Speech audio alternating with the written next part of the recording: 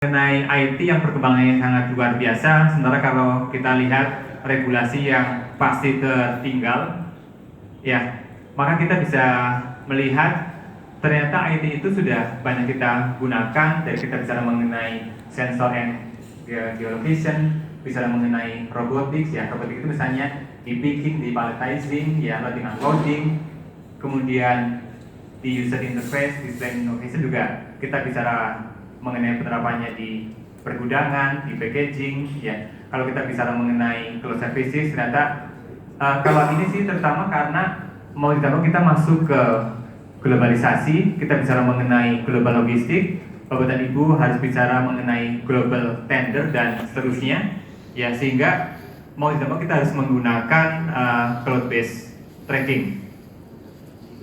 Kemudian yang lain, big data. Bapak dan Ibu bicara mengenai big data, sebenarnya kita bicara mengenai uncertainty, mengenai ketidakpastian supply chain. Kita hanya mengelola perusahaan kita pun, kita menghadapi ketidakpastian.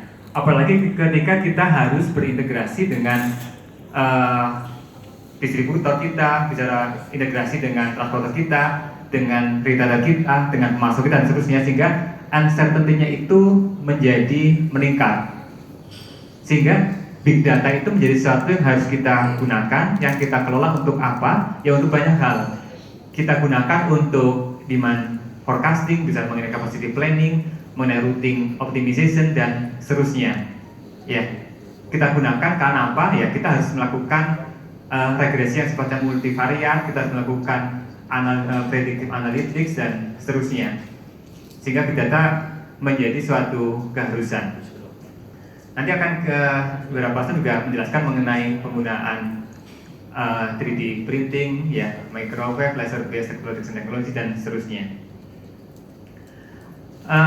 Bapak dan Ibu juga catatan untuk kita, inti dari hal ini adalah bahwa masing-masing digital business trends, ya, ini ada implikasinya ke penerapan supply chain, SCM, berimplikasi.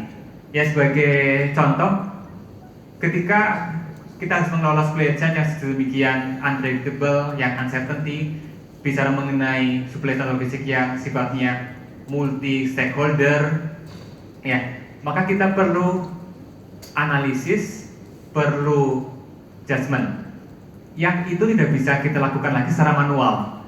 Nah, sehingga akhirnya kita bicara mengenai sistem thinking yang sifatnya otomatis. Jadi kita menggunakan mesin intelijen, kita menggunakan predictive decision making, ya, yang semuanya itu sudah kita gunakan secara terotomasi, ya. Di procurement processes itu secara terotomatisasi. Event management, risk management juga seperti itu. Kita menggunakan expert system, ya, semuanya harus kita kelola, ya, dengan menggunakan teknologi. Yang lain, misalnya ketika kita bicara customisasi, ya, ini juga harus kita gunakan IT. Saya jadi ingat waktu ya mungkin tahun 60-an itu yang ternyata terjadi sampai sekarang itu Alvin Toffler, ya, seorang futuristik pada masa itu. Dia bicara pada awalnya kan bicara big is beautiful, begitu Bapak dan Ibu, ya. Jadi kita melakukan produksi yang sifatnya massal. Tetapi kemudian tren teknologi, tren bisnis berubah, bicara akhirnya arahnya adalah small is beautiful. Tapi yang terakhir, dan kalau saya amati masih dari sampai saat ini, itu small within big is beautiful.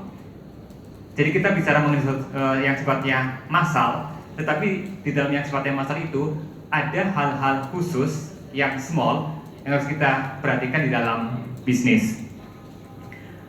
Hal sederhana, saya sebut salah satu perusahaan kurir, ya, saya nggak sebut namanya, ya, ternyata dia berinovasi. Kalau tadinya kita bicara kurir itu hanya mengirim barang yang sifatnya katakan awet, ya, tapi ternyata makanan-makanan lokal Indonesia pun itu ternyata bisa dikirimkan sampai ke seluruh pelosok Indonesia, ya, bisa dikirimkan bahkan sampai ke Eropa. Jadi kalau Bapak dan Ibu ternyata sekarang perlu Bika Ambon katakan, atau makanan dari manalah, ya itu ternyata dengan menggunakan jasa kurir pun Bapak dan Ibu bisa pesan, ya. Jadi dikirimkan makanan asli dari daerah yang bersangkutan itu menggunakan jasa kurir. Nah, saya melihat ini sebagai contoh bahwa skalanya mungkin nggak begitu besar pada saat ini, tetapi dia memperhatikan bahwa customisasi itu dia perhatikan pada saat ini. Dan nanti bisa kita lihat 10 atau 20 tahun ke depan apakah ini menjadi sesuatu yang buat usaha itu menjadi volumenya besar atau bagaimana. Oke, mungkin yang terakhir dari tabel ini mengenai sharing ekonomi. Nah, kalau sharing ekonomi kita di perusahaan swasta mungkin nggak ada yang dari BUMN ya Pak? Ada Bapak dan Ibu? Dari BUMN? Ya, kita kan sering alergi ketika dengar misalnya sinergi BUMN. Ya, itu rasanya ada beberapa raksasa yang kemudian bersinergi. Ya, sementara kita bukan raksasa, mungkin kita liliputnya seperti itu kan.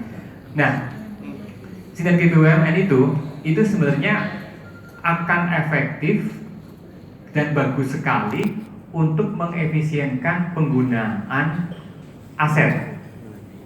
PT Pos Indonesia misalnya, mereka punya ribuan ya kantor cabang atau sampai ke yang sifat-sifatnya pelayanan atau pelayanan, ya. Sementara perusahaan lain yang punya armada sedemikian banyak truk, punya kapas sedemikian banyak, ya. Nah, kalau ini terintegrasi, maka akan menghasilkan efisiensi yang tinggi karena utilisasi dari aset masing-masing ini akan menjadi bagus. Nah, saya berpikir kenapa tidak sinergi ini harus dikembangkan juga oleh perusahaan-perusahaan swasta. Walaupun ya saya juga sangat paham bahwa pertimbangan bisnis segala macam menjadi satu yang sangat penting. Tapi pertimbangan bisnis yang sangat penting itu pun itu sebenarnya bisa kita arahkan untuk mengkaji, untuk menjadi apakah mungkin sekian banyak atau beberapa perusahaan swasta nasional itu kemudian bersinergi, ya, berkolaborasi. Ya mungkin levelnya pada tahap awal mungkin joint operations, ya. Pada tahap yang lebih tinggi mungkin bisa sampai ke merger, ya, joint venture dan seterusnya. Ini dalam rangka untuk sharing ekonomi. Nah, ini bagian berikutnya mengenai frameworknya. Jadi kalau kita bicara mengenai digital business model, kita kenal apa yang disebut sebagai connected products, embedded services, share products, ya, products as a service, kemudian omnichannel distribution. Nah, untuk mendukung 4 hal ini logistik supply chain itu ternyata sudah dikembangkan dalam bentuk digital planning, digital supply, digital manufacturing, sampai digital logistik. Jadi kita mengenal 4 hal dari supply chain yang sifatnya analytics, reconfigurations, automation, sampai ke integrations. Nah, ini untuk penerapan di masing-masing poin tadi. Untuk yang connected products misalnya, ya, areanya adalah supply chain integration, ya. Di sini integrasi ini digunakan, ya, kita bisa lihat integrasinya digunakan untuk internal maupun untuk eksternal, ya, dan seterusnya. Kemudian yang omnichannel, ya, big data kita gunakan untuk perbaikan supply chain management, ya, dan seterusnya. Kalau yang embedded services ini lebih banyak ke penggunaan radio atau GMS, tagging atau tracing, ya, baik untuk goods, packaging maupun containers. Nah, ini implikasi dari digitalisasi, ya, untuk sistem IT di supply chains, ya. Sebagai contoh untuk demand forecasting and planning, tadi saya sampaikan menggunakan big data predictive analysis, inventory management juga seperti itu. Kemudian yang bisa kita lihat untuk yang warehouse misalnya, ya, ini penggunaan robotics. Kemudian yang network routing misalnya kita gunakan big data juga untuk predictive analysis, ya, dan seterusnya. Ya, inti dari tabel ini adalah bahwa implikasi dari digitalisasi ini menjadi sangat penting, ya, untuk masing-masing poin, dari yang sifatnya sangat tinggi sampai yang dampaknya itu tinggi. Mungkin satu hal bahwa ketika kita menerapkan supply chain management kita bisa mengenai sesuatu yang sudah meningkat dari yang sifatnya cooperation jadi sesuatu yang sifatnya collaborations. Cooperation ketika kita bicara prosesnya secara transaksional, jangka pendek, ya sharing risiko belum terjadi, sampai ketika kita bicara di level kolaborasi, ketika kita sudah bicara mengenai berbagi perencanaan, berbagi risiko, ya pengembangan bisnis yang sifatnya jangka panjang dan seterusnya. Demikian Bapak dan Ibu untuk pengantar diskusi